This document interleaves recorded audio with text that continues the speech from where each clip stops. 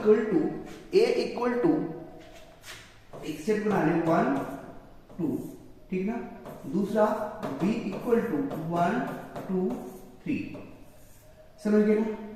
तो पहली कंडीशन अगर देखें, पहले एक बार मैं कोशिश कर रहा हूं कोई समझा दूं है क्या ये चीजें।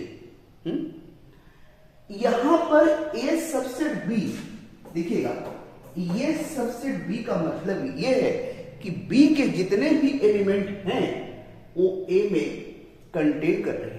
तो इसका क्या मतलब हुआ, a सबसेट b है, समझ गए। इन्हीं की जितने भी एलिमेंट हैं वो किसमें हैं, b के सारे एलिमेंट a में हैं। तो इसका मतलब क्या हुआ, इसका मतलब यही हुआ कि a सबसेट b का हो गया। सेकंड कंडीशन अगर देखें तो a माइनस बी का मतलब क्या है, b की वैल्यू को अगर यहां से a माइनस बी को देखें तो इसमें से ये वाली वैल्यू को माइनस कर दे, तो अब यहां तो वही समझ में आ रहा ना कि जो कंडीशन है क्या है, यही तो जो b में है वो तो a में तो भी है, जो b में है वही तो a में है, उसी को हम लोग माइनस कर रहे हैं। जो 5 आ रहा है, जितनी वैल्यू है देखो इसमें वो माइनस कर रहे हैं, क्या आ जा रहा है, 5 आ जा रहा है। मतलब इस वैल्यू को अगर माइनस कर दिया जाए तो क्या हट वाली वैल्यू है हट जा रही है। तो यानी कि क्या हो रहा है यहां पर, ये सारी की सारी वैल्यू ये भी कंटेन है। इसको हम लोग बोल सकते हैं कि a सबसेट b का है। किसका है, a सबसेट b का ही तो ही है।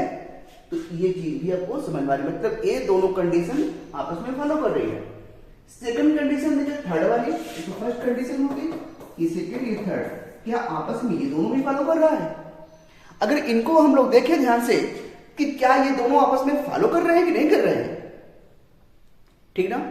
तो यहां से देखा जाए तो a सबसेट b, ये सबसेट b का मतलब क्या है, सॉरी ये union b, a union b, ध्यान दीजिएगा, a यूनियन b का मतलब क्या है कि जितने एलिमेंट हैं वो सब के सब b के एलिमेंट में ही रहेंगे।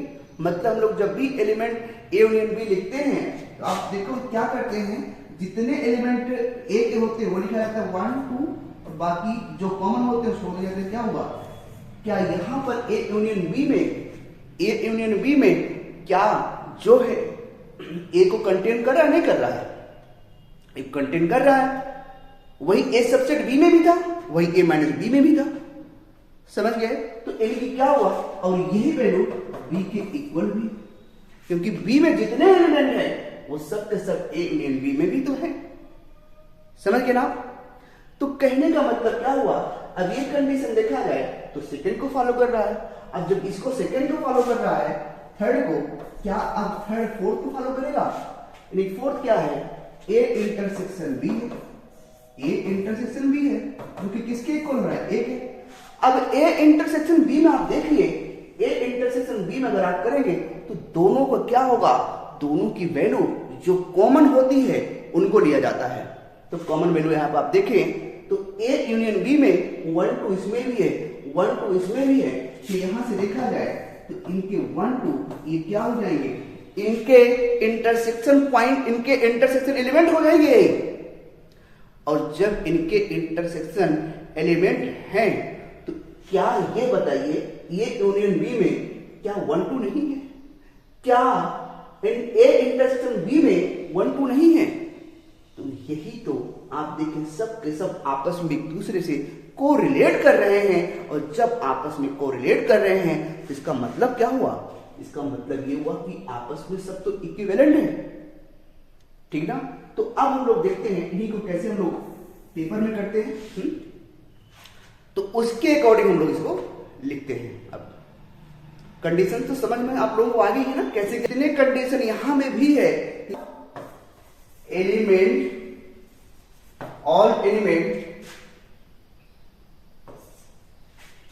all element contained in B, A के जितने एलिमेंट है B में है, A के जितने एलिमेंट B में है, तो वही देखिए जितने A यूनियन B के हैं वही A इंटरसेक्शन B के, देख लो A इंटरसेक्शन B में के है नहीं है। तो यहां से सेकंड का देखा जाए तो अब यहां से क्या हो रहा है, A union B equal to B, ये दोनों आपस में जो ये रिलेट कर रहा है वही ये भी तो रिलेट कर रहा है relate, A intersection B, A intersection equal to A. समझ गए ना, ये दोनों आपस में क्या कर रहे हैं, को रिलेट कर रहे हैं। अब अगर हम लोग देखें, अगर यहां से कि जो यहां पर वैल्यू है, अगर इनको एक इक्वेशन बना दिया जाए, तो जैसे यहां से फर्स्ट, ये सेकेंड और ये थर्ड, इन तीनों से क्या ये सब आपस में इक्विवेलेंट नहीं है? तो सब क्या है आपस में इक्विवेलेंट है। यहां लिख देंगे from equation first, second and third से these are इक्विवेलेंट। तो ये क्या है, इक्विवेलेंट है। मतलब मेन है कि जितने एलिमेंट यहां पर अगर आप देखें, जितने एलिमेंट ए में है वही एलिमेंट बी में है। इन्हीं को आप एक बार देखें तो ये सबसे बी, मतलब एक बी के जितने भी एलिमेंट है ए में है, ए माइनस बी, जितने बी के माइनस कराया गया ए में, जितने एलिमेंट यहां भी थे वही यहां पर भी है। ए यूनियन बी, जितने एलिमेंट ए में रहे और बी में है। तो ये सब कंडीशन आगे क्या कर रही है, आपस में एक दूसरे की क्या है, इक्विवेलेंट है। तो समझ गए होंगे, है ना, इस चीज को आप लोग। सबसेट बी, ए सबसेट बी का मतलब है A all element, A all element contain, A all element contain in, जितने भी ए के एलिमेंट है वो क्या हो रहे हैं, बी में कंटेन कर रहे हैं, कंटेन इन बी। समझ गए ना। तो इन्हीं के अगर देखा जाए, यहां पे कंडीशन क्या हो रही है, ए माइनस बी जो 5 आया हुआ है, ए माइनस बी का, ए माइनस बी जो वैल्यू 5 है यहां पर, जो इनके एलिमेंट करा रहे हैं, जो यहां से 5 आया हुआ है, तो इसका मतलब क्या हुआ है कि जो यहां से ए सबसेट बी में है, तो ए सबसेट बी अगर देखें तो यही वैल्यू बिलोंग कर रहा है किसके, ए माइनस बी के 5 से। तो आपस में दोनों तो बिलोंग कर रहा है ना, ठीक ना। ये तो फर्स्ट एंड सेकंड कंडीशन होगी। कौन सी, फर्स्ट एंड सेकंड कंडीशन होगी कि ये दोनों में बिलोंग कर रहे हैं। यही देखा जाए सेकंड एंड थर्ड में, सेकंड एंड थर्ड को अगर देखा जाए तो क्या है कि जितने भी एलिमेंट यहां पर बी में हैं या जितने ए में हैं, वही तो ए यूनियन बी करने पे बी तुक्के भी तो आ रहे हैं।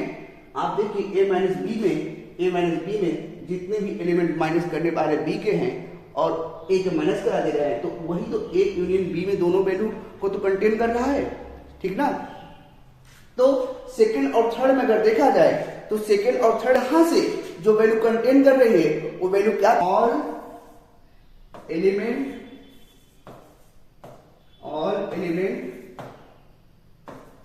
इन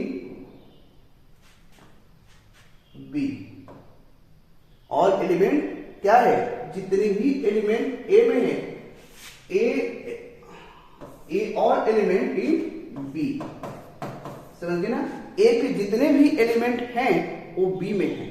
समझ गए आप, जितने भी एलिमेंट ए में है वो बी में कंटेन कर रहे हैं। तो इसका मतलब क्या हुआ, यहां से फर्स्ट एंड सेकंड कंडीशन में अगर देखा जाए तो पहली कंडीशन ए माइनस बी, मतलब कि थर्ड वाली, इक्वल टू अगर देखें तो 5 आ रहा है, ठीक ना।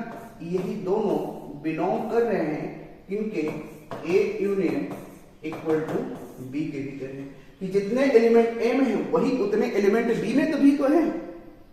अब यही कंडीशन हम लोग देखा जाए थर्ड, है ना, एंड फोर्थ में।